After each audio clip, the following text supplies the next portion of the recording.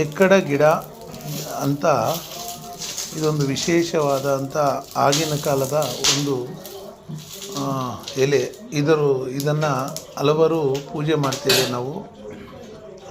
ಮತ್ತು ಎಲ್ಲಾದರೂ ಹೋದರೆ ಒಳ್ಳೆಯ ಕೆಲಸಕ್ಕೆ ಈ ಎಕ್ಕಡ ಗಿಡದ ಹೂವನ್ನ ಕಿತ್ಕೊಂಡು ನಾವು ಜೋಬಲ್ಲಿ ಇಟ್ಕೊಂಡು ಹೋಗ್ತೀವಿ.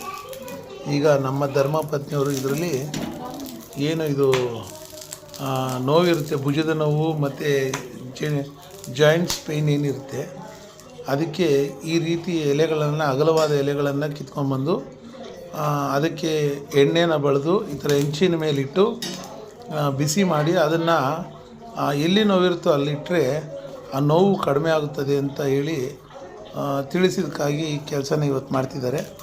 ಇವತ್ತು ನನ್ನ ಭುಜದ ನೋವಿಗೆ ಈ ಒಂದು ಎಕ್ಕಡದ ಗಿಡದ ಒಂದು ಆಯುರ್ವೇದವನ್ನು ಮಾಡ್ತಿದ್ದಾರೆ. ನೋಡೋಣ, ಈ ನಾಳೆ ಹೇಳ್ತೀನಿ ನೋವು.